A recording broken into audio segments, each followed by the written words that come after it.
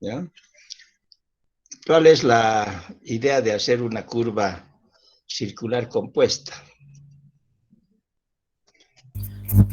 Inge, tal Más vez que hacerlo todo porque en estamos A lugares ver, montañosos. aquí está Omar Huanca. A ver, primero, dime, Inge, podría ser dime, porque ¿qué estamos tal? en un terreno montañoso, tenemos un terreno montañoso. Ya, entonces, ¿para qué sirve? Para evitar con Para evitar mayor, hacer movimiento de tierra excesivo. ya, o sea, para disminuir volúmenes, para hacerlo más económico. Entonces, para no entrarnos la, hacia el cerro, digamos, entonces cambiamos de dirección por otro radio. Es muy bien, Omar Huanca, espérame un rato, voy a anotar dónde está. Aquí.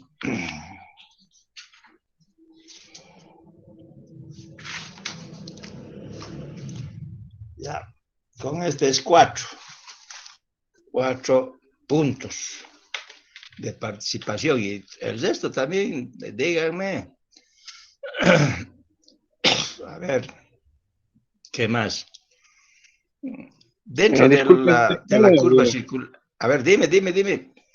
una vez tenemos el trazo definitivo donde vamos a hacer la carretera, requiere correcciones para ciertas partes.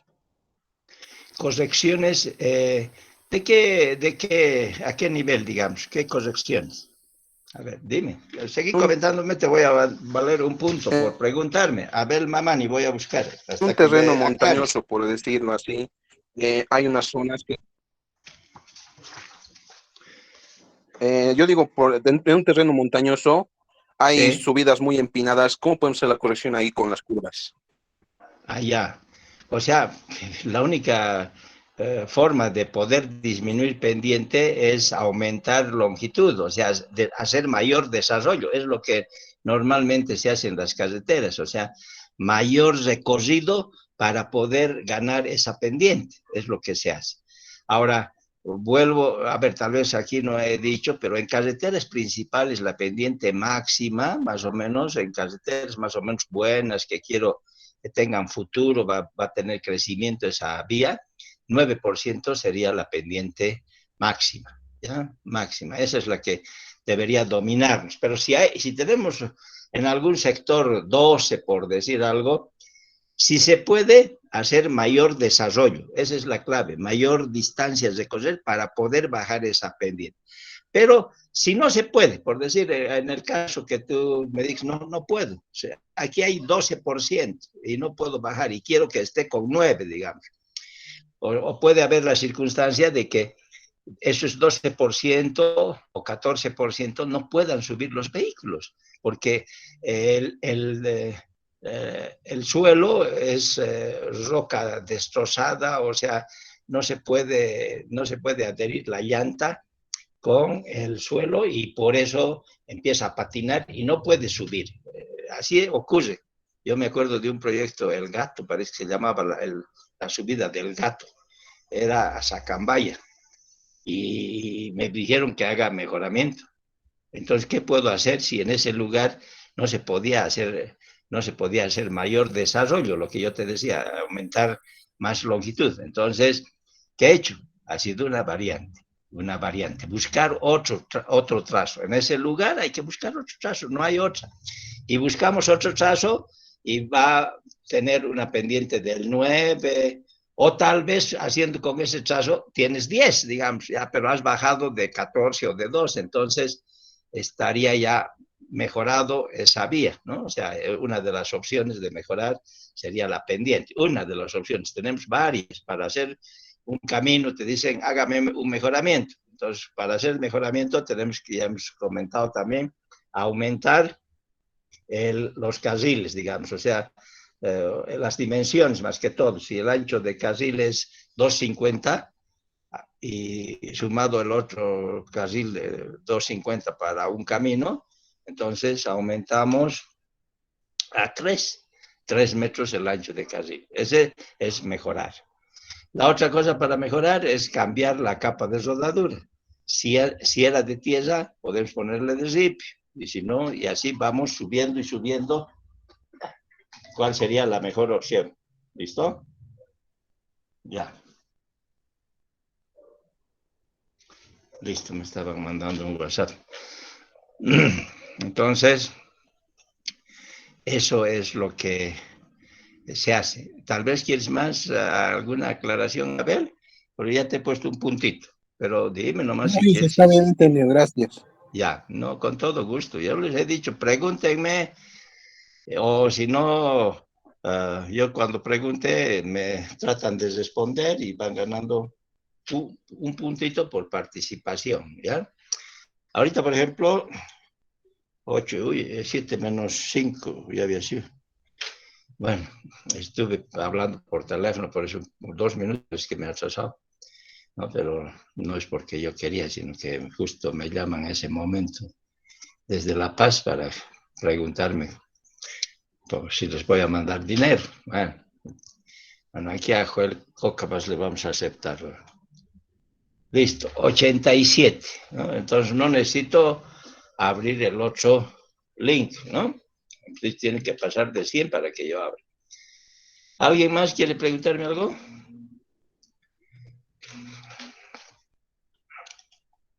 Listo, entonces vamos a continuar. Les hablaba. Una pregunta más de participación, a ver. El fondo del cálculo de las curvas circulares compuestas, ¿en qué consiste? ¿En qué consiste el cálculo? O sea, ¿qué hay que hacer? ¿Qué cosas hay que encontrar? Así más o menos. Ingeniero, buenas noches. Hola, Hay ¿cómo que estás? calcular ¿Dónde la estás? tangente larga y Ya, la Franco, a ver, tangente corta. pon tu video. Ya ahorita. Ya, A ver, voy a qué intentarlo. bandido que La quiere cámara. decir. Ya, ¿Se ve? muy bien, gracias. Hola, ¿qué tal, Franco? Un gusto. Ya, pregúntame. O respóndeme, a ver. Eh, para calcular una curva compuesta hay que calcular principalmente la tangente larga y la tangente corta. Muy bien. ¿Y qué más hay que calcular? El radio sería uno. Ya, Y ¿y qué las más? deflexiones. Ya. O sea, todos los elementos de la curva. O sea, la tangente 1 de la curva 1, el radio 1 de la curva 1. De la curva 2, el radio 2, estamos denominando subíndice 2 para poder diferenciar. La tangente 2, todo el delta 1, el delta 2, o sea, para cada curva, el ángulo de deflexión. Y hay uno, el ángulo de deflexión total, el principal, delta. ¿Ve? ¿Ah? O sea, todos los elementos. Pero lo que has dicho está muy bien, Frank. Ingeniero, una consulta, o sea, Dime. digamos, ese proceso es bien largo y digamos, si en un examen nos preguntaría, tendríamos que calcular todos los elementos de la curva, o como usted nos dijo, solamente la tangente larga y la tangente corta y radio y No, a flexión. ver, fíjate, yo te voy a contestar ahorita, voy a anotarte primero, porque si no me olvido, ¿ya? Rocha Franco. Rocha Franco, ya, tercer puntito, ya, está muy bien. O sea, lo que pasa es que cuando nosotros hacemos un cálculo, te piden calcular una curva circular compuesta, siempre hay que decir circular, no una curva compuesta, no está bien eso. Tú me dijiste curva compuesta. La curva se llama curva circular compuesta, ¿ya? Entonces, esa curva circular compuesta, ayer les decía, lo más importante es encontrar la tangente larga y la tangente corta, porque a partir de eso uno puede replantear esa curva circular compuesta. Pero no puede quedarse ahí, es que no consiste en calcular solamente la tangente larga y la tangente corta, que son importantes. Lo que ustedes más bien hacen al revés. Calculan todos los elementos de la curva 1, de la curva 2, y se olvidan de la tangente larga y la tangente corta. Eso es lo que siempre ha ocurrido, o sea, la mayor de las veces ha ocurrido cuando hacen en el examen esa pregunta. Entonces, yo quiero insistir que debemos calcular todos los elementos en general. Ahora, hay dentro de esos elementos algunos que no tienen tanta importancia. ¿Y cuáles serían los que no tienen tanta importancia? Sería la cuerda larga, por ejemplo, ¿no? Que normalmente lo rellenamos, digamos, eso es como un relleno, la cuerda larga. Los más importantes es el radio, por ejemplo, 1, el radio 2, la tangente 1, la tangente 2, ¿no? La longitud de la curva, por ejemplo, es importantísimo. Si no pones cuánto es la longitud de la curva 1 y de la curva 2, no has hecho nada. O sea, es de lógica, ¿no ves? Si empiezas a querer evaluar o revisar tu pregunta, eso es lo que pasa. Tienes que calcular los elementos. Ahora, no es necesario que me calcules todos, pero los más importantes, y vuelvo a repetir, ¿cuáles son los más importantes elementos de una curva circular? La longitud de la curva, las abscisas de los puntos. A veces te piden encontrar la abscisa del PSE, del PCC, que es el punto común de la curva circular. Te piden encontrar el PT, por ejemplo. Entonces tienes que encontrar esas abscisas que son parte importante del diseño de la geometría de una curva circular compuesta, ¿ya? Entonces, ahora podemos, tal vez en una pregunta te digan, de una curva compuesta, calcúleme la externa. Entonces, puedes encontrar la externa y nada más, y listo, ahí se terminaría, ¿no? Pero normalmente te van a decir, calcúleme todos los elementos de una curva circular compuesta. Eso es lo normal, eso es lo normal. Entonces, ahí ponemos todos los elementos. Ahora, que si se han olvidado la ordenada media, por ejemplo, que no es tan importante la ordenada media, bueno, no tiene, tal vez, salvo que yo ponga, no tiene tanta importancia, digo, salvo que yo diga, calcúleme todos los elementos, radio, longitud de curva, ordenada media, tangente, la externa, y empiezo a anotar todo, entonces tienen que estar todos esos elementos, ¿no? La tangente larga, la tangente corta, y aún voy colocando todo. Si no digo eso, digo, calcúleme todos los elementos de una curva circular compuesta, hay que poner todo lo que tú me estás diciendo, aunque pareciera muy largo, pero no es largo. O sea, si tú ves, tienes una fórmula, salvo que tengas que encontrar ángulos, coordenadas, un poquito se va complicando eso. Y la parte final tal vez es un poquito, esa sí es un poquito más largo, las deflexiones, calcular las deflexiones. Ahí sí, un poquito a veces uno se demora, pero tampoco no es mucho, no es mucho. Cuando uno más o menos se ubica, lo hace relativamente en corto tiempo. Cuando no sabes cómo hacer y estás preguntando al vecino cuando estás en clases presenciales, ahí sí se te hace largo, pues no puedes hacer nada, ¿no? Entonces, eso es lo que ocurre. Normalmente puedes avanzar con cierta velocidad sin hacer muy rápido ni nada, porque tú me dices, eso es harto. No siempre es harto, es relativamente un tiempo de unos 20 minutos, digamos. 20 minutos es por demás, o sea, no sé, salvo que ustedes me digan, no, eso se tarda 2 horas. Entonces, yo diría, no creo, ¿no? Ya, Franco, ya, Sí, ya te he puesto un punto. No, lo que sí, está bien tu pregunta en el sentido de que debes hacer los elementos de la curva, ¿no? Pero no de una sola curva, sino tienes que hacer de las dos, si hay dos. Y si hubiera tres, los tres. Pero vuelvo a repetir, en su libro existen fórmulas para cuando tienes 3 radios o 3 curvas, pero son eventuales. Normalmente usamos la de 2, ¿no? La curva circular compuesta de 2 radios. ¿Alguien más quiere preguntar? Fíjense, Inge, somos buenas noches, 87. una preguntita. ¿Qué tal, Ariel? A ver, pregúntame, quiero verte, ¿cómo estás? Sí, claro, Inge, ahorita la Listo. ahí estoy. ¿Qué tal, ¿Cómo está? Ariel? Buenas Un noches, ingeniero. gusto. Buenas. Un gusto igualmente, ingeniero, buenas noches. Gracias, Tenía gracias. una pregunta, Inge. Dime. Cuando, por ejemplo, se conectan dos curvas, existe una distancia recta. ¿Cuánto es lo mínimo que puede ser esa distancia? Ya, está bien. A ver, Ariel Moreno. Primero te voy a anotar porque no me olvide, ¿ya? Ariel Moreno. Un puntito. Muy bien. Bueno, esa distancia que me estás diciendo sería entre 2 curvas, ¿no? Entre 2 curvas circulares, supongamos. Entonces hay una distancia. Esa distancia, para hacer un cambio del bombeo y de nuevo al peralte, se llama entretangencia. Esa distancia se llama entretangencia. Y esa entretangencia varía en función de la velocidad de proyecto que uno está haciendo. Pero cuando uno no tiene mucho conocimiento, lo racional, yo por ejemplo te digo, lo racional sería, ojalá se pueda tener 30 metros.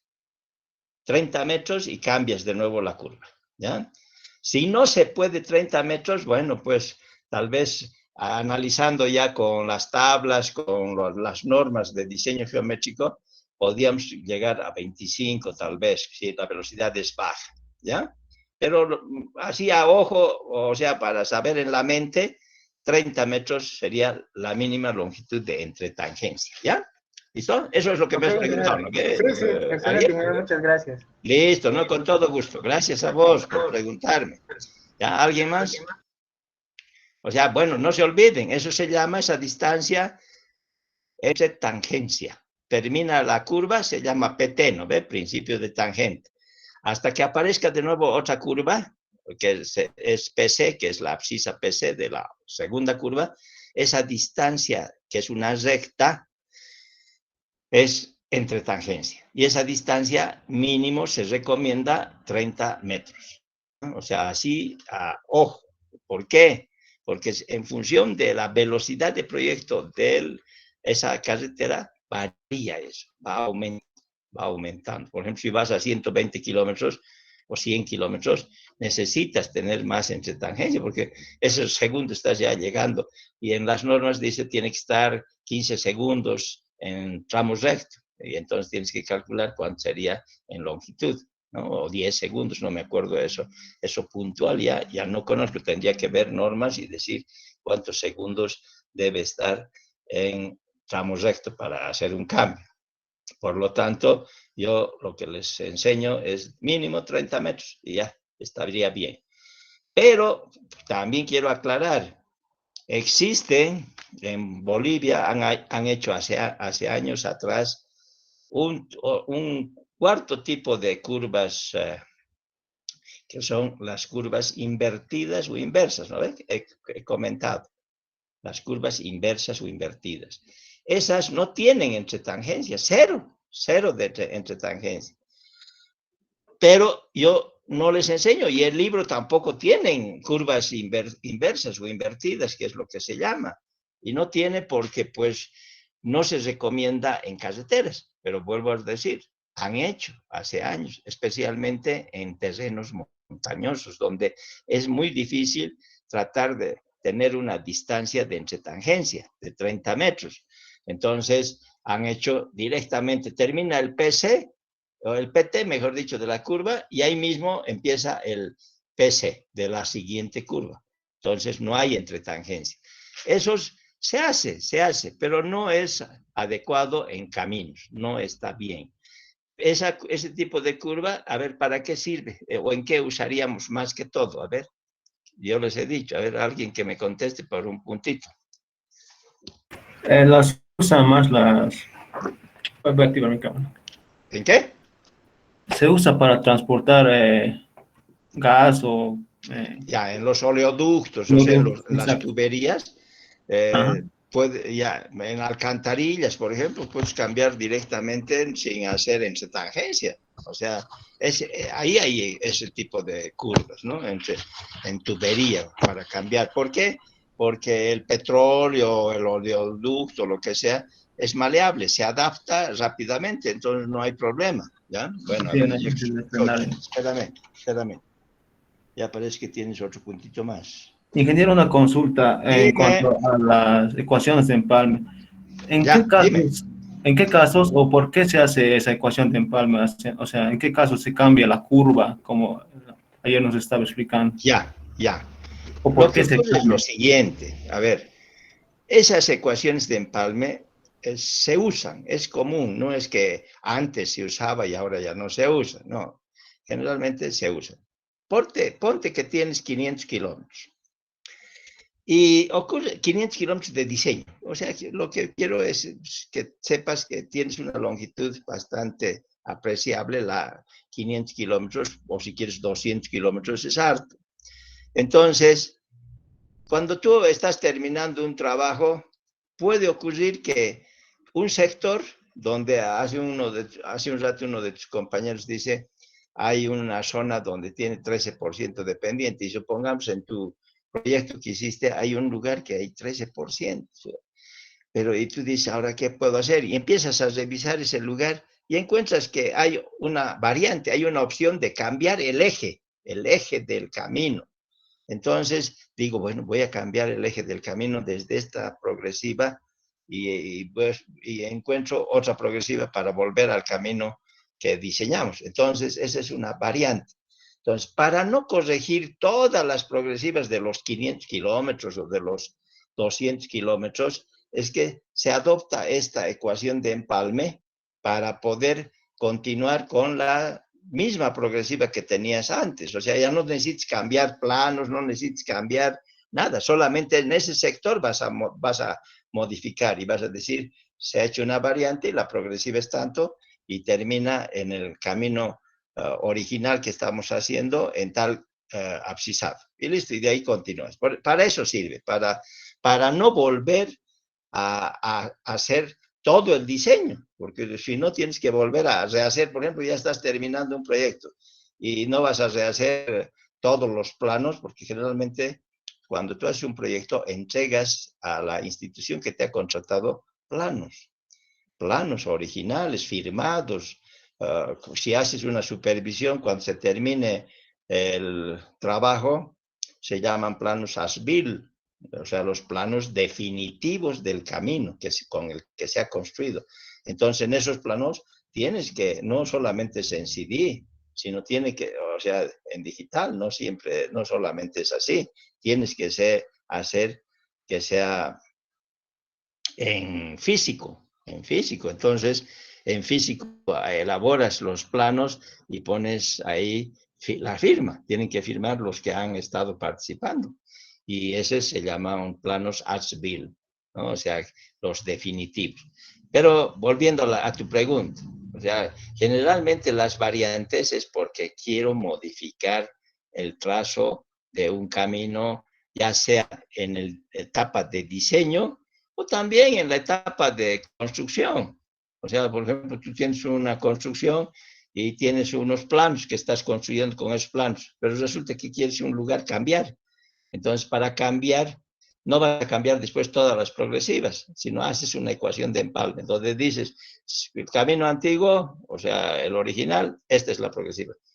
Con la variante, esta es la progresiva. Entonces, ahí es la ecuación de empalme y de ahí continúas con las mismas, el mismo abscisado. No necesitas rehacer los planos. Eso es lo que ocurre. Entonces, esas son situaciones cuando voy a hacer una variante. Tienen otros nombres, ¿no? O sea, por ejemplo, no siempre alargamiento, podríamos decir, ¿no? Libramiento también se puede decir, libramiento. La palabra libramiento utilizan los mexicanos, o sea, quiero hacer otro trazo porque el trazo que tengo no está muy bien, o sea, por algún motivo quiero corregir. Entonces, para corregir es que tengo que hacer esa ecuación de empalme, ¿ya? Esas son las situaciones que se presentan en determinadas circunstancias, ¿ya? A ver, ¿algo más, Franco? Está bien, ingeniero. No, está bien, ingeniero. Muchas gracias. No, con todo gusto, ¿no? Entonces, si ustedes revisan y empiezan a leer curvas circulares compuestas, ahí también explica cuál es el motivo para hacer curvas circulares compuestas, para disminuir movimiento de tierras, para evitar entrarse mucho hacia el cerro, a la cordillera, digamos, y tengamos mucho movimiento de tierras, ¿no? Igual explica sobre las ecuaciones de empalme. Una ecuación de empalme es, tienes una variante o tienes diferentes rutas, entonces tienes que uniformar a una sola progresivas. Entonces, por eso se hace ecuaciones de empalme, para tener una sola. Por ejemplo, tienes una ruta 1, tienes una ruta 2 dentro de una zona que estás haciendo. Ahí se puede ver en los problemas resueltos del libro, del James Cárdenas, que eso ocurre. Tienes bases y haces ecuaciones de empalme entre la ruta 1 y la ruta 3, por ejemplo. Eso, ahí esa es una ecuación de empalme. Hay ejercicios de ese tipo, sin variancia también, ¿no? Lo más común en los planos es cuando tenemos variantes, utilizar la ecuación de empalme.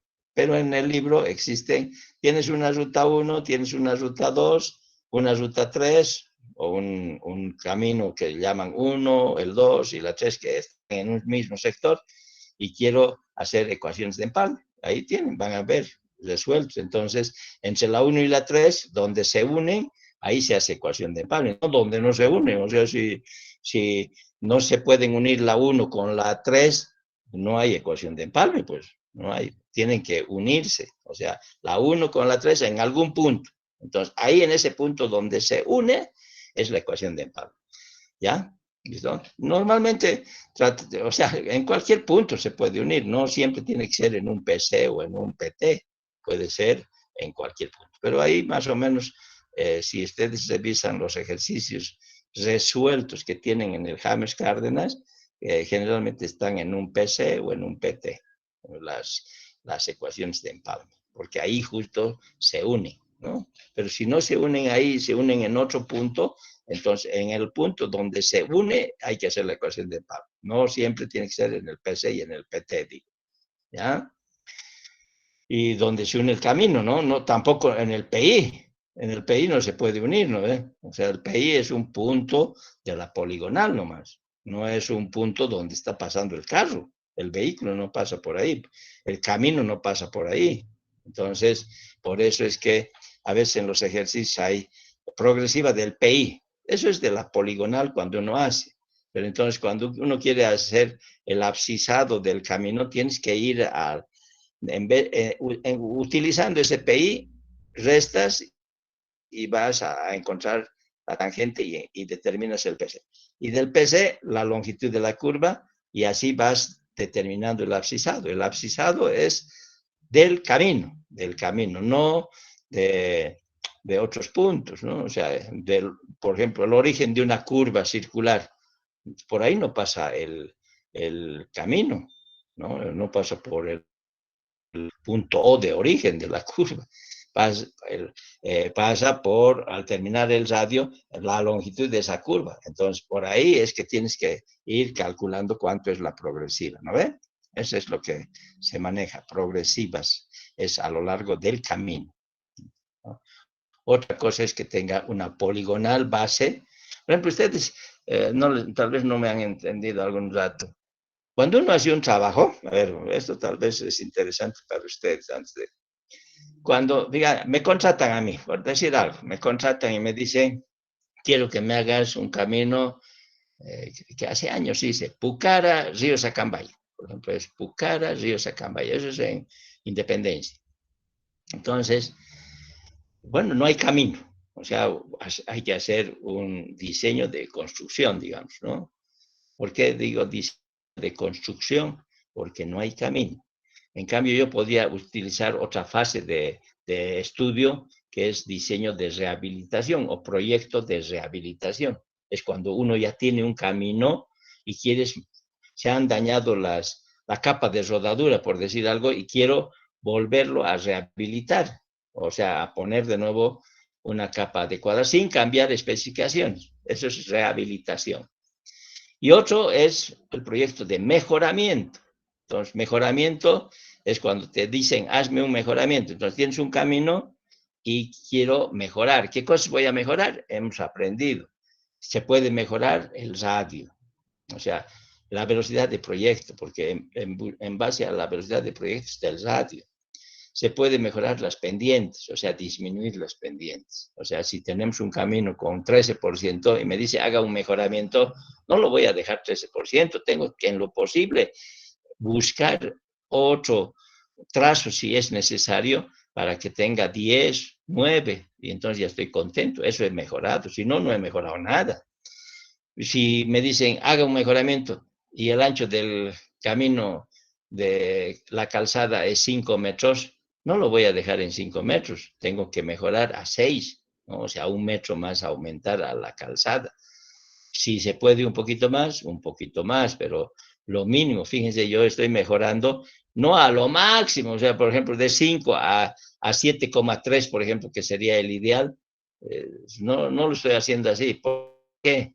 Porque para mejorar tenemos que evaluar si el camino es de o sea, de alta velocidad y tiene alto volumen de tráfico. Entonces voy a subir hasta los 7 metros, digamos, de calzada. Pero si es un camino así vecinal, que antes tenía 5 metros de calzada, bueno, pues es suficiente subir a 6 metros de calzada, o sea, 3 y 3 cada carril. Y con eso ya he mejorado.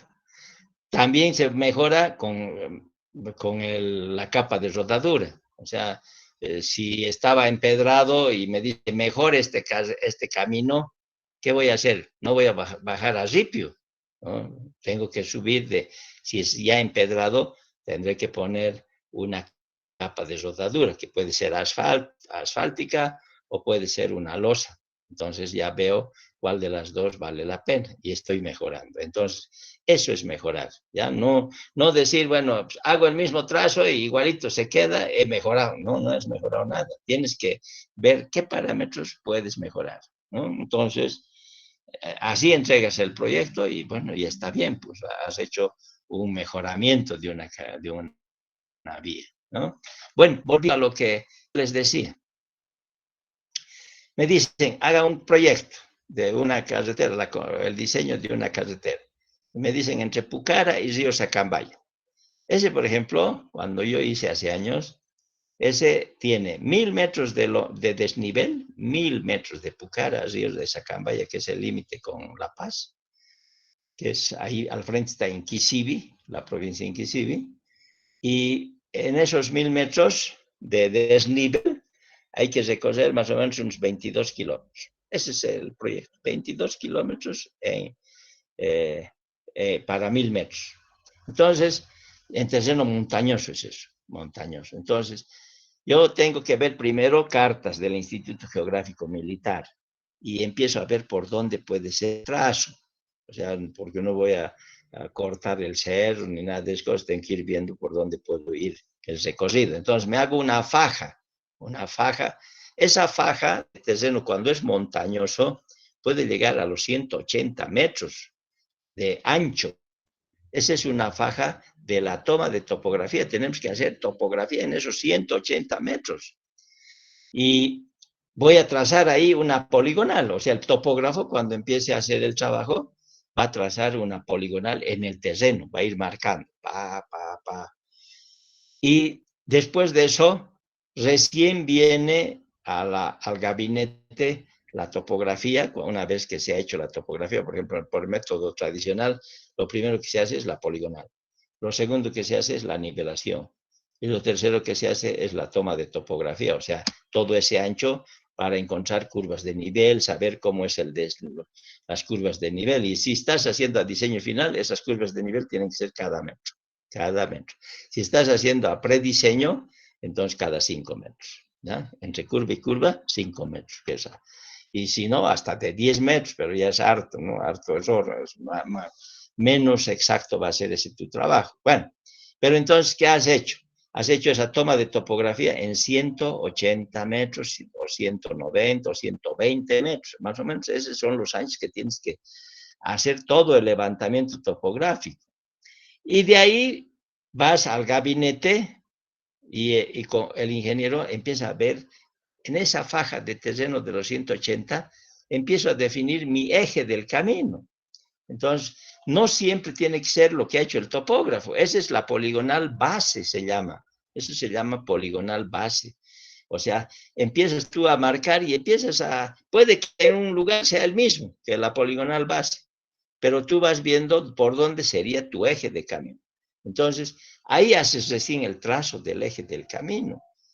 Y ahí es que tienes que empezar a hacer los radios de las curvas, a definir los elementos de las curvas, las pendientes, primero la planimetría, después la altimetría y después las secciones transversales. Así es como se hace el diseño geométrico, ¿no ve?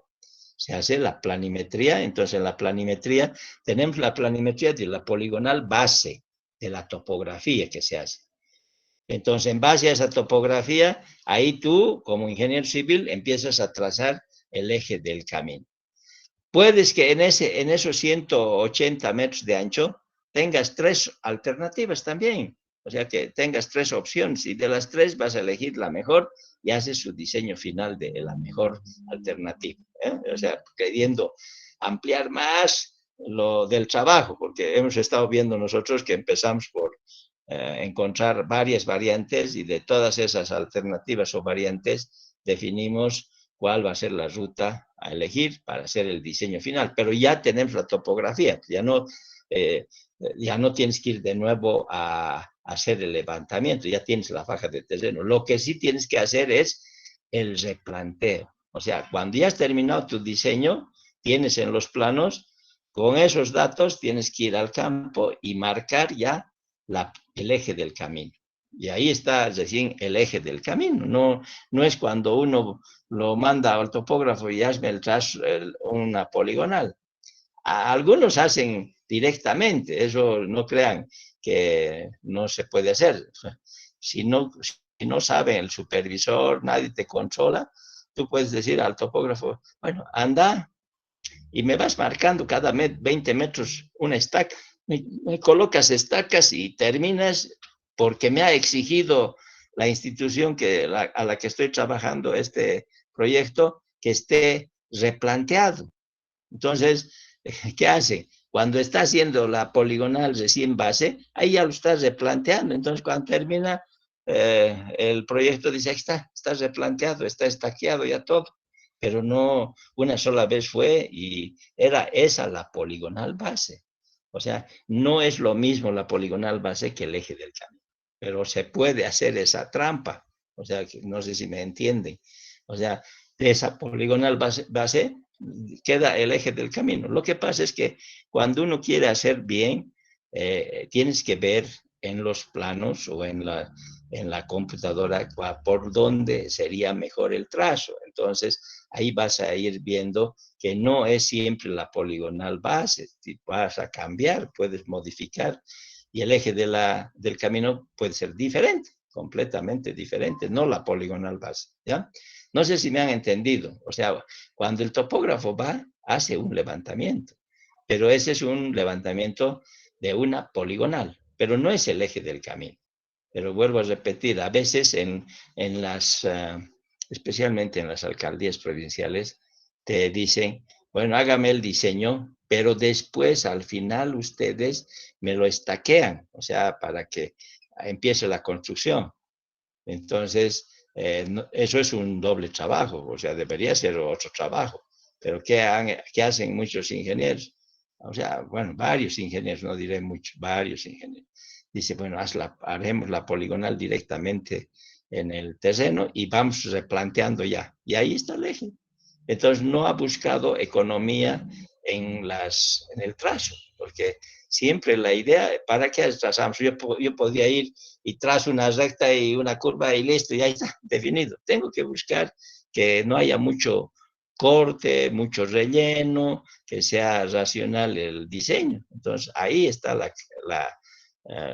el fino del diseño geométrico. No es trazar nomás así una recta y ahí que sea lo que sea. No, hay que tratar de equilibrar movimientos, cortes, rellenos que sean casi similares. Por ejemplo, si ustedes revisan en su libro, una parte les enseñé, cuando tenemos un terreno montañoso, hay una gráfica en su libro. Cuando tenemos un terreno montañoso, ¿cuáles serían las soluciones? A ver, ¿quién me dice? En un terreno escarpado, ¿cuál sería la solución, por ejemplo? En un terreno escarpado pondremos.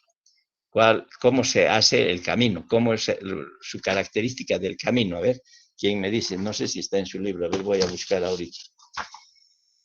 A ver, ¿quién me puede estar comentando hasta que yo busque si... está en su libro. Está en su libro. En un terreno escarpado. ¿Cómo debería ser el camino? A ver. Por un punto. ¿Ves que se olvidan? No, está en su libro. No les voy a decir la página. Díganme ustedes. En un terreno escarpado, ¿cómo es la configuración del camino? ¿Cómo se lo enfoca? Ahí tienen ustedes. en su libro. Si quieren, cambiamos. En un terreno plano, ¿cuál es la característica del camino?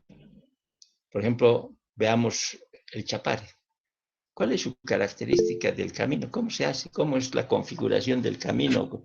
O sea, ¿cómo es, en base al tipo de terreno, cómo debería ser? A ver, José Andrés, ¿dónde? Quiero verte. Bueno, yo también estoy medio oscuro, había estado yo, pero es que no he prendido mi lámpara de aquí. A ver, dime. Tiene una mínima Pero no le has puesto pendiente. el video, ¿qué me estás queriendo tomar La el pelo, o carretera. qué? Está prendido el video. Ah, bueno, ¿dónde habrás prendido el video? Sus compañeros se matan de risa cuando dicen está prendido el video. Lo único, ahora sí recién. Hola, un gusto, José Andrés, ¿ya? Dime, ¿cómo es la cosa? Sí. Ya. En terrenos escarpados la pendiente es mínima y la carretera tiene que estar con un espesor elevado, cuestión de que no se... A ver. No haya inundaciones.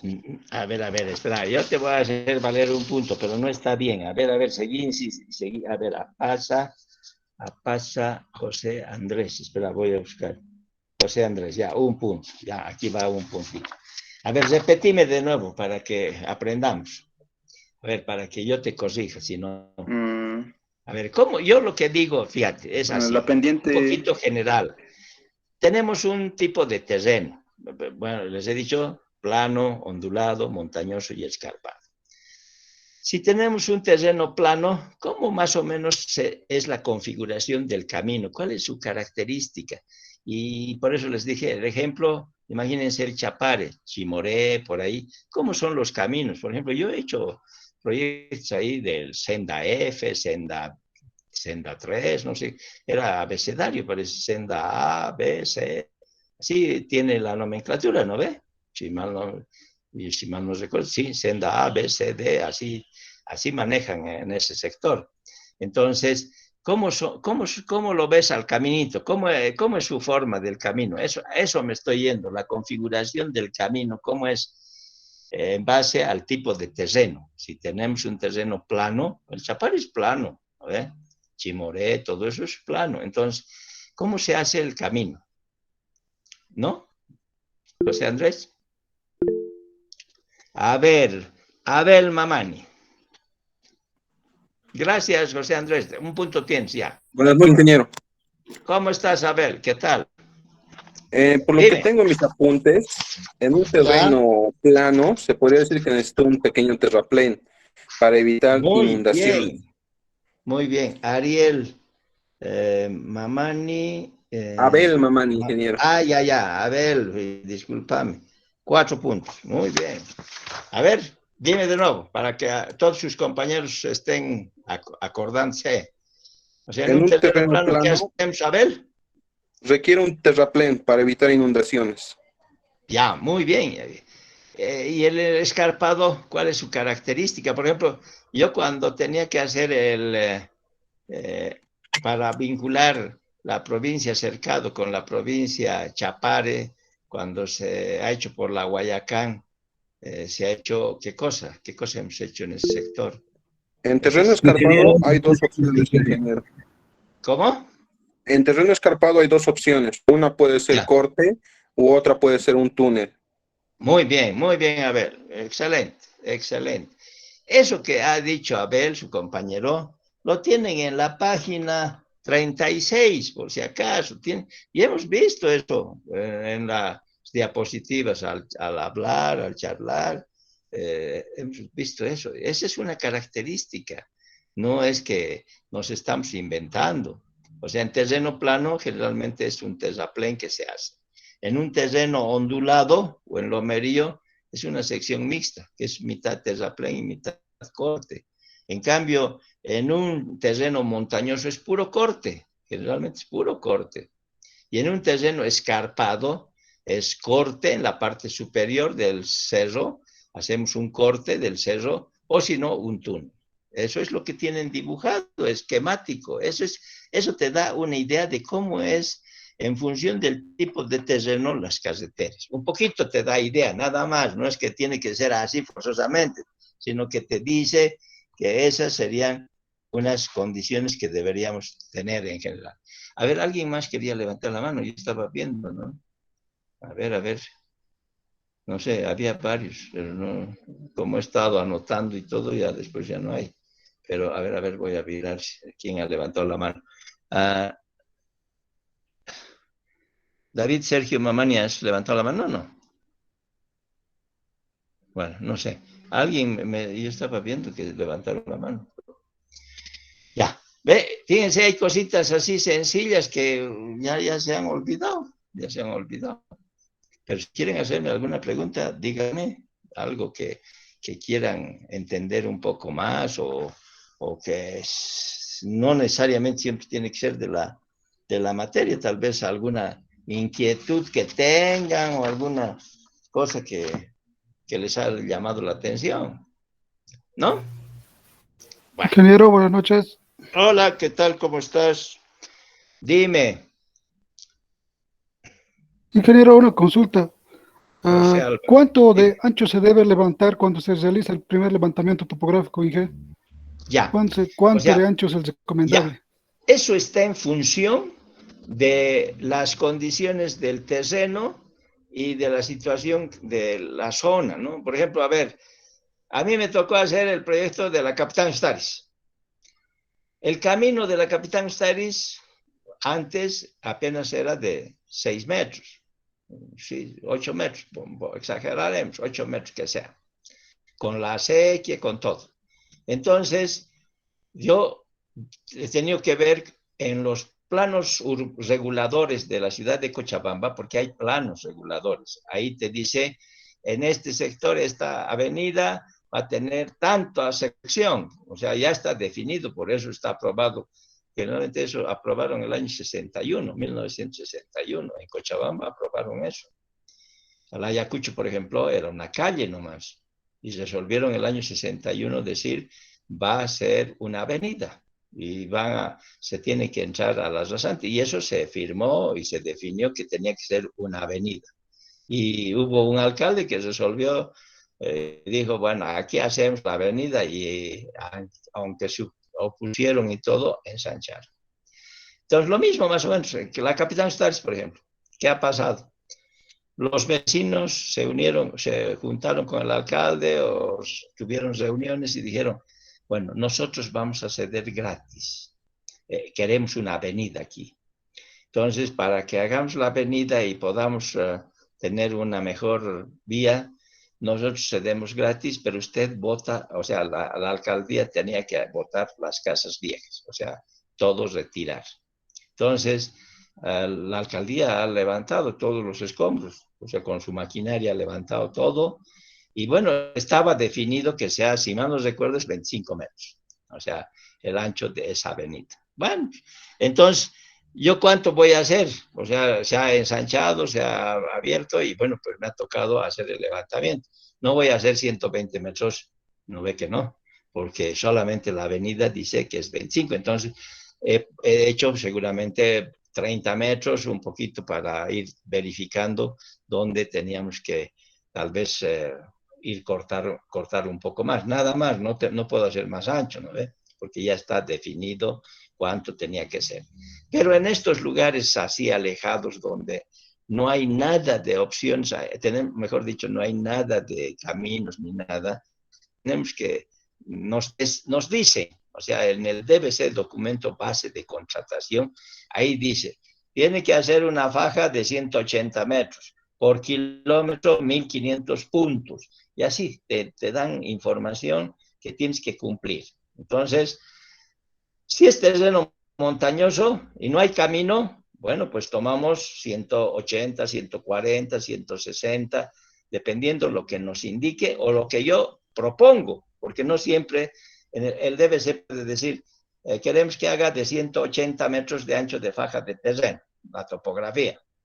Pero tú haces tu propuesta como profesional, como empresa, como si es un profesional independiente y te pueden contratar, entonces tú haces tu propuesta y dices, yo voy a hacer una faja de 100 metros. Y si te dicen adjudicado y todo, haces de 100 metros, no tienes que hacer siempre de 180. Entonces, eso tú también puedes decir que quiero hacer de 100 metros. Pero ahora, ¿a qué me voy?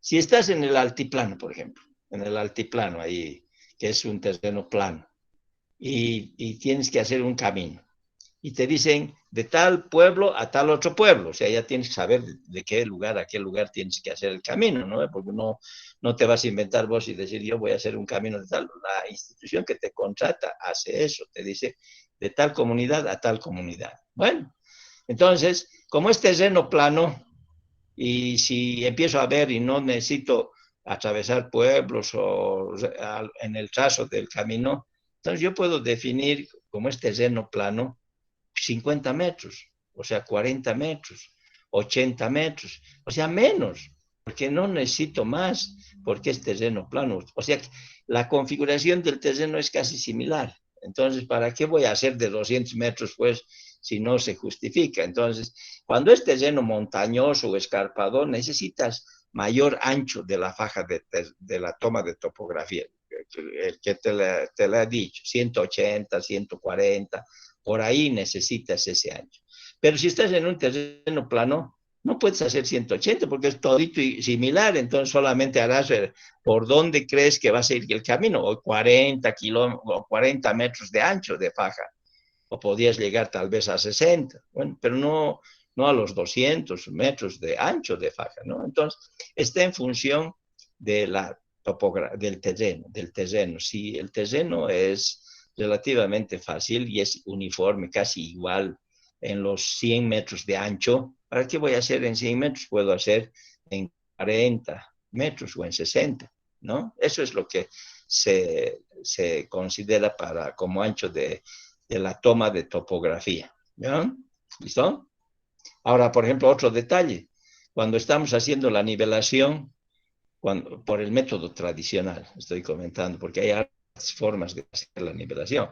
Si estoy haciendo por el método tradicional, debo marcar, por ejemplo, qué distancia, cuánto de distancia debo saber el nivel en el eje del camino. A ver, o sea, quiero saber la cota, la altura, la altitud, a los cuántos metros debo ir haciendo para encontrar las alturas del eje del camino.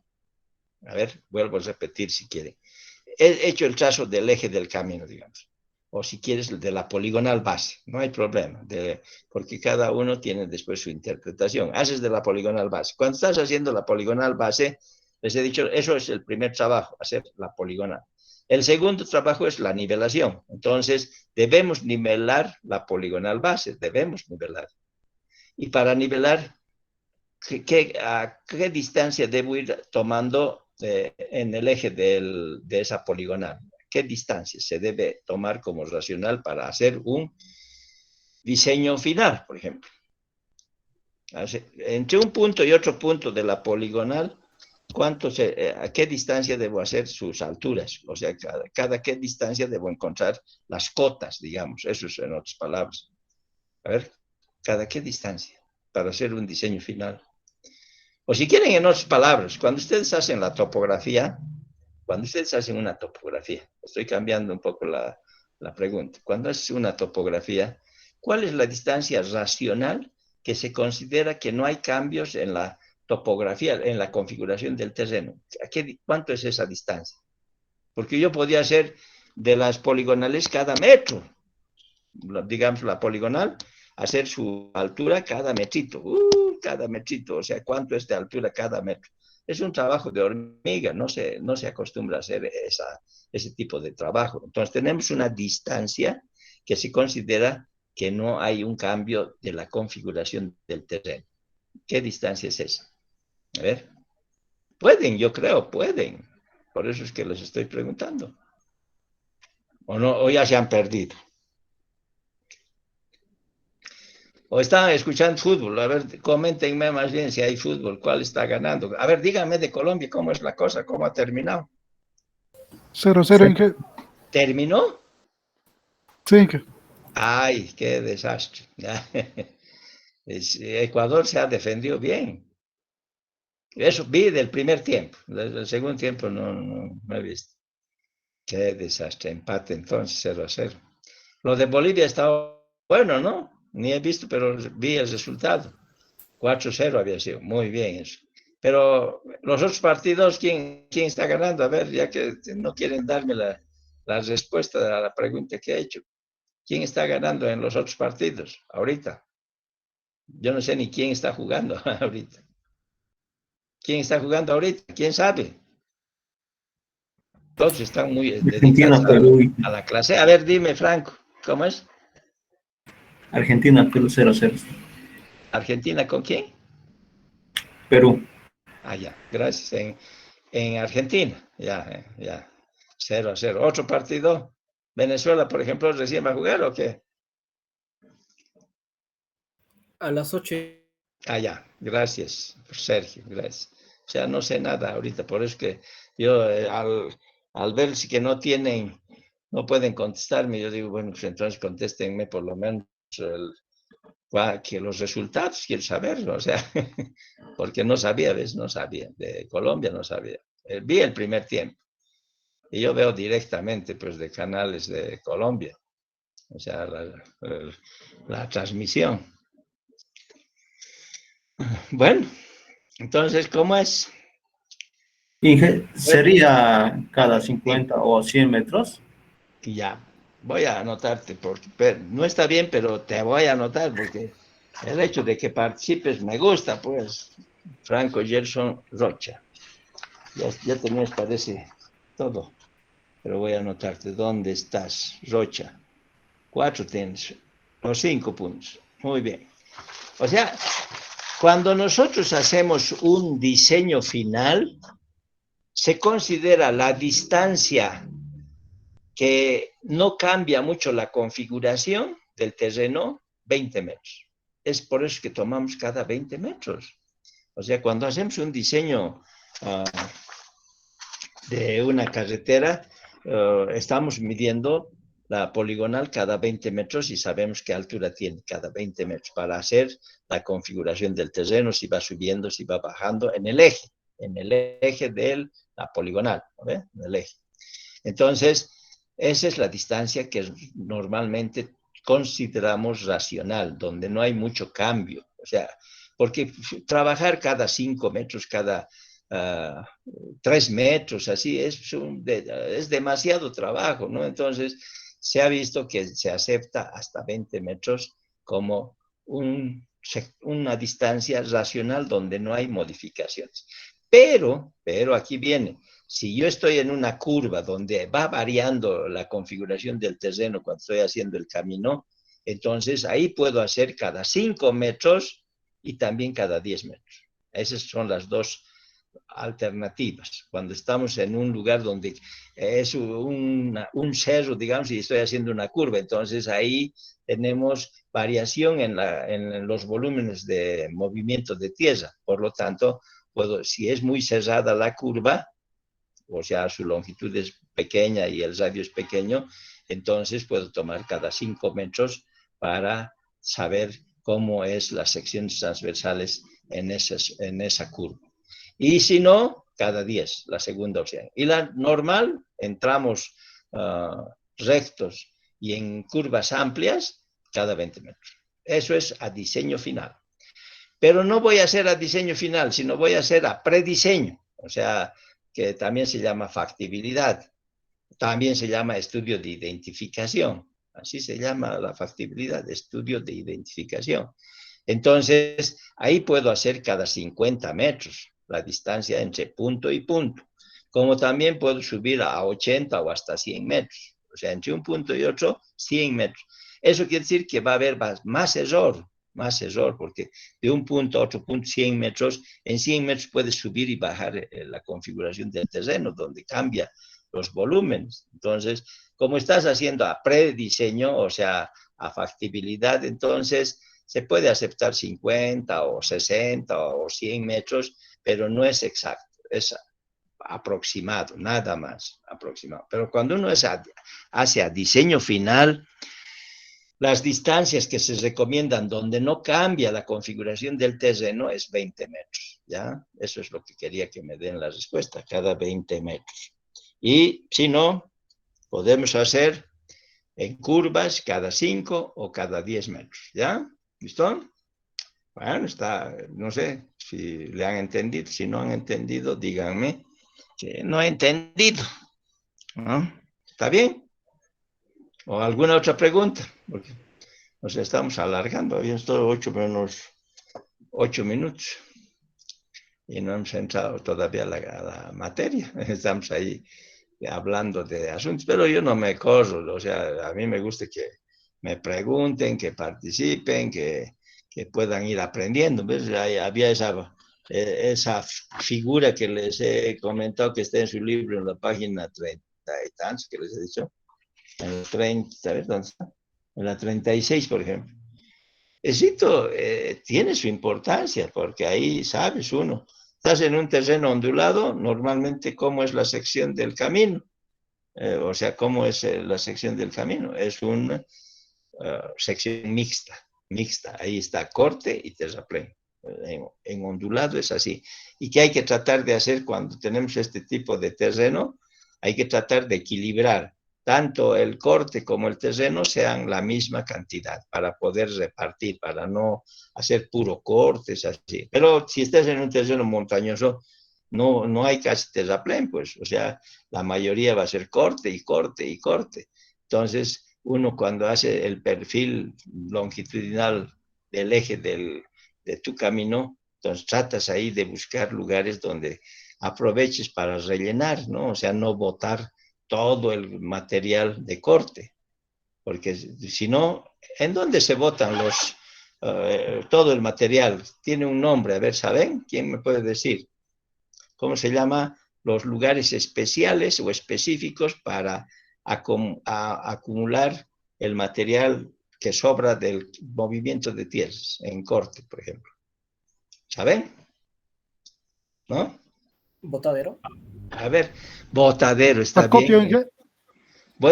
Podría ser acopio, botadero, ¿no? O sea, generalmente decimos botaderos. O sea, los botaderos. Muy bien, espérame, John Huanca, voy a anotarte. Espérame, voy a buscar. Si no, me voy a olvidar. A ver, ¿dónde está?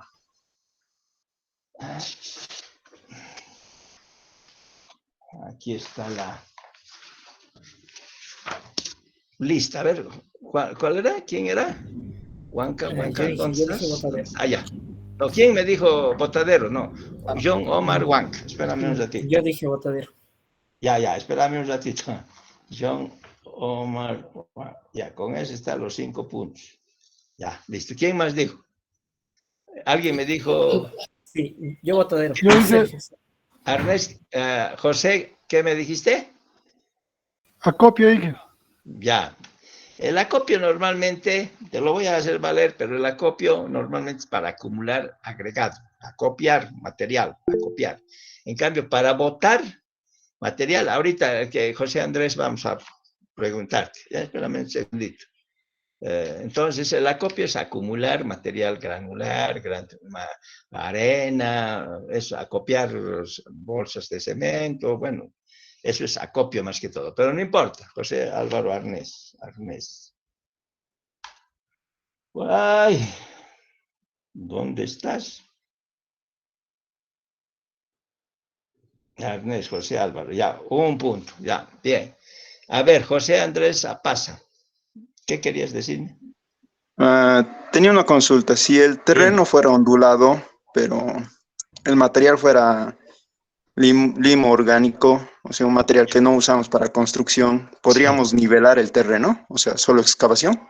A ver, voy a tratar de entenderte más. O sea, tú me dices si tengo un material en el lugar puro limo, dices, ¿no ves? Limo orgánico. Ya, limo orgánico. Y tú rasante, ¿a qué altura vas a colocar?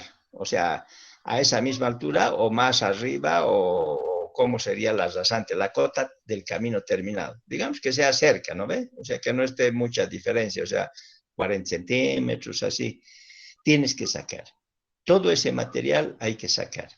O sea, especialmente por orgánico, ¿no? O sea, todo lo que es materia orgánica, o sea, basurales, todo eso, se debe retirar dentro de las especificaciones de construcción de una carretera. Se considera desbroce, por ejemplo, sacar todo lo que son hierbas, árboles, hay que hacer retiro de todo eso y hay que sacar hasta las raíces. Pero ¿qué hacen las empresas constructoras? Porque es difícil sacar una raíz de un árbol grande, por ejemplo. Depende qué tipo de árbol, ¿no ve? Hay unos que tienen unas raíces profundas. Las empresas constructoras, por ejemplo, cuando están haciendo esto, de la noche a la mañana hacen desaparecer el tronco del árbol, pero la raíz está ahí adentro, se ha quedado. Y cuando el supervisor no se da cuenta de estas cosas, encima viene el material de la capa subbase, o terraplenan con otro material encima. Y bueno, pues así se quedó. Pasan los años y se empieza a hundir ese lugar. Hay hundimiento. Y uno dice, ¿qué ha pasado? Y es porque se está pudriendo las raíces ahí en el subsuelo. Entonces, por eso se recomienda sacar todo lo que es materia orgánica, ¿no? Entonces, hay que sacar. Ahora, si tienes o sea, ese materia orgánica y encima vas a poner 2 metros de terraplén, por ejemplo, podría tal vez quedarse si es una capita muy delgada. Pero si es bastante profunda ese material orgánico, hay que sacar. Hay que sacar. O sea, 3 metros, 4 metros, hay que retirar. Ustedes tal vez en Cochabamba han visto, bordeando el río Rocha, no me acuerdo qué se llama, la avenida del lado este, cerca al aeropuerto, no sé, Juana Zurduy parece que se llama, no estoy seguro. En ese lugar, si ustedes se han fijado, se hunde, o sea, la avenida, su calzada se hunde. Ahora parece que ya está más estabilizado, pero hace 10 años han levantado han sacado todo a 10 metros, a 6 metros de profundidad han sacado. ¿Qué cosa han sacado? Basurales. ¿Por qué? Porque antes el río Rocha no tenía un cauce como el que está ahora, sino abarcaba más. Entonces, ahí botaba la gente basura al río y se quedó los basurales y cuando construyeron la avenida no se fijaron en ese detalle porque hay que fijarse, hay que chequear que no haya basurales, es importante. Si nosotros tenemos a 3 metros basurales, hay que sacar, hay que entrar hasta los 3 metros, 4 metros y sacar toda la materia orgánica. Si son los orgánicos también hay que retirar, ¿no? Entonces, porque afecta a la larga. Entonces, tiene que estar bien consolidado el suelo y que aporte resistencia, no que sea un fango y que ahí nunca va a durar, o sea, no se va a estabilizar, no se va a poder compactar, por ejemplo, o no se puede densificar tampoco. Entonces, esos son los problemas. Forzosamente hay que retirar. Aunque esté, vuelvo a repetirles, podamos tener 3 metros de profundidad con estas materias orgánicas, 3 metros o 5 metros, los 5 metros hay que retirar, no se puede dejar, salvo que sea una capita muy delgada, pero prefiero ignorar eso y decir, bueno, hay que retirar, ¿no? Para que se estabilice el camino y no tengas que estar cambiando. En ese de la Juana Zurduy que les digo, cerca del aeropuerto, una avenida, se ha ido hundiendo bastante. Hasta ha habido accidentes en ese lugar, porque esos cochecitos, esos ¿qué son? Furgoncitos chiquitos, que no tienen, su trocha es muy pequeña y todo. Una vez hace unos 8 años, 10 años, estaba yendo y como había un bateón en ese lugar, iba a velocidad, no controló bien el vehículo, el chofer, y se fue y se estrelló contra una casa y murió, ¿no? O sea, por el bateoncito debido a los basurales, porque se va asentando, se va pudriendo y se va asentando el camino se va asentando. Entonces, ahora parece que ya está más estable. No he ido bien y a detallar, porque realmente me gusta ver y detallar, ¿no? Pero parece que está más estable, porque han hecho 3 veces eso. Han vuelto a hacer en 3 oportunidades. No es que una sola vez. Hicieron una vez igual. Entonces después dijeron, tenemos que profundizar más, porque hasta ahí botaban basura, y ese es el motivo, ¿no? O sea, materia orgánica que hay, y basurales que se van pudriendo y con el tiempo se va sentando. ¿Ya? Es lo que pasa. ¿Está bien? ¿Alguien más quería contestarme algo? Yo he anotado los que me han dicho, pero tal vez alguien me ha olvidado, no sé. A ver. ¿Está bien? Bueno, como ya son las 8, ahí lo dejaremos hoy, ¿no? Entonces, ya la próxima vamos a ver cómo se calcula una curva circular compuesta y después vamos a pasar a una curva de transición, cómo son los elementos de una curva de transición, y así vamos a ir avanzando. ¿Ya? ¿Listo? Entonces vayan, no sé, a algunos les gusta el fútbol, yo voy a ir a ver un poquito si puedo algo